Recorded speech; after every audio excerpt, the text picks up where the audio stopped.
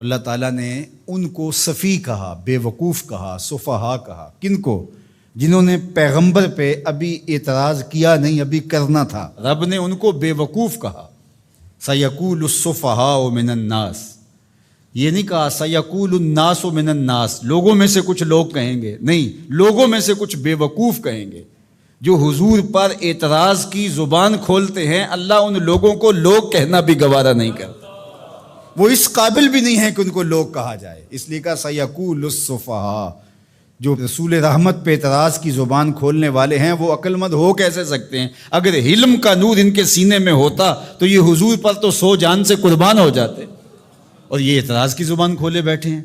تو کہا سَيَقُولُ السُّفَهَاءُ مِنَ النَّاسِ، لوگوں میں سے کچھ خفیف الحلم لوگ، کچھ جاہل، کچھ بے وقوف لوگ یہ کہیں گے ما وَلَّاهُمْ عَنْ قِبْلَتِهِمُ الَّتِي كَانُوا عَلَيْهَا، ان کو اس قبلے سے کس نے پھیر دیا جس پر یہ پہلے تھے۔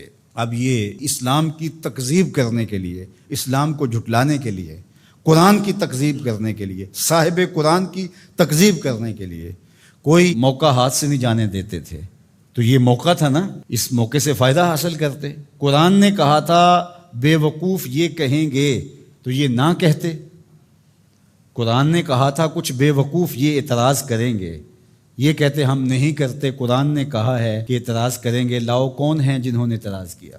لیکن وہ بے وقوف کاہے کا جو عقل کی بات کر جائے۔ تو اس لیے اللہ تعالیٰ نے کہا کہ لوگوں میں سے کچھ بے وقوف کہیں گے ما وَلَّاهُمْ عَنْ قِبْلَتِهِمُ الَّتِي كَانُوا عَلَيْهَا، ان کو اس قبلے سے کس نے پھیرا جس پر وہ تھے۔ ما وَلَّاهُ، وہ چیز کیا تھی؟ یہ ایک سطحی اعتراض ہے۔ قبلہ کیا ہے؟ قبلہ جائے توجہ کو کہتے ہیں، ایک جہت ہے جس کو متعین کر لیا جاتا ہے۔ سجدہ قبلے کو نہیں ہے، سجدہ کعبے کو یا بیت المقدس کو نہیں ہے، سجدہ تو رب کو ہے۔ تو لوگوں کو یکسو کرنے کے لیے ایک سمت مقرر کر لی جاتی ہے اور سب ادھر رخ کر کے بیٹھ کے یکسو ہو جاتے ہیں۔ میں آپ سے گفتگو کرنے بیٹھا ہوں تو یہاں ممبر رکھ دیا گیا اور آپ سب لوگوں کی توجہ ادھر ہے، لیکن کسی انتظامی وجہ سے یہ ممبر وہاں رکھ دیا جاتا تو آپ سب کی توجہ ادھر ہوتی۔ تو مقصود کیا ہے؟ مقصود تو کلام سننا ہے، گفتگو سننی ہے۔ اب یہ ممبر یہاں رکھ دیا جائے یا وہاں رکھ دیا جائے، تو اللہ جل شانہ نے سجدہ تو اپنے لیے لوگوں کو اس کا حکم دیا ہے، لیکن ایک جہت متعین کر دی تاکہ لوگ یکسو ہو جائیں۔ یہ نہیں کوئی ادھر منہ کر کے کھڑا ہو جائے، کوئی ادھر کر کے کھڑا ہو جائے، ایسا نہیں، ایک جہت متعین کر دی۔ تو جو سمجھدار ہے وہ تو اس پر اعتراض نہیں کر سکتا کہ ادھر منہ کیوں کیا اور ادھر کیوں کیا۔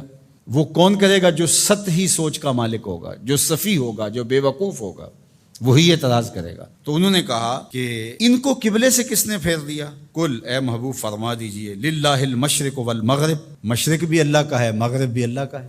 یہدی من یشاء الی صراط مستقیم، وہ جس کو چاہے سیدھی راہ کی طرف ہدایت عطا کر دے۔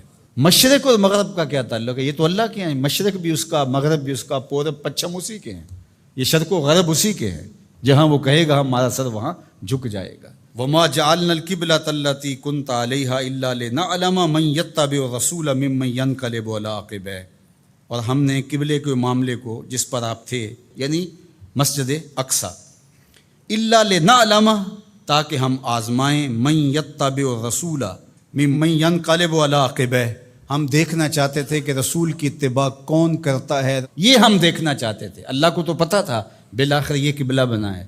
تو جب حضور مکے سے ہجرت فرما کے مدینہ تشریف لائے تو اللہ اپنے محبوب سے کہہ دیتا کہ محبوب رخ ادھر کر لو، یہ یہودی اعتراض کریں گے، تو اللہ کے محبوب رخ ادھر کر لیتے، یہ تحویل قبلہ کا واقعہ ہی روپ پذیر نہ ہوتا۔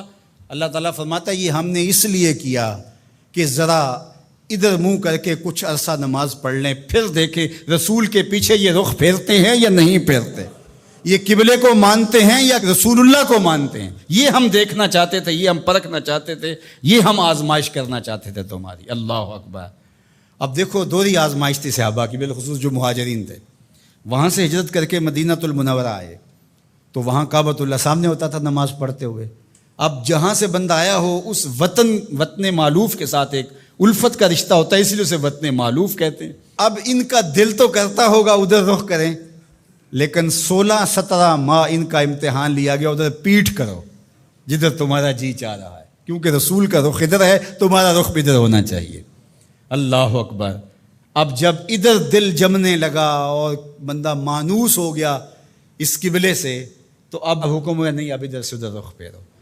پہلے ادھر منہ کرنا امتحان تھا، اب ادھر منہ پھیر کے رخ کرنا جو تھا وہ امتحان تھا۔ تو اللہ کہتا ہے ہم اس لیے یہ قبلے کے معاملے کو اس طرح بنایا ہے تاکہ ہم دیکھیں کہ کون جو ہے وہ قبلے کی اتباع کرتا ہے اور کون قبلہ نما کی اتباع کرتا ہے۔ ہم یہی دیکھنا چاہتے ہیں۔ یہ بہت بھاری کام تھا، لیکن جن کو اللہ نے ہدایت دی ان کے لیے مشکل نہیں ہے۔ قبلے سے پھر جانا، قبلے سے رخ پھیر کے دوسری جانب کر لینا، یہ کوئی اتنا آسان کام ہے؟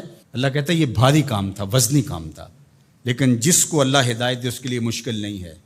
اور آپ تاریخ پڑھیں، کسی ایک نے بھی یہ نہیں کہا کہ یہ کیا ہوا، حضور کے سارے غلاموں نے رخ پھیر لیا۔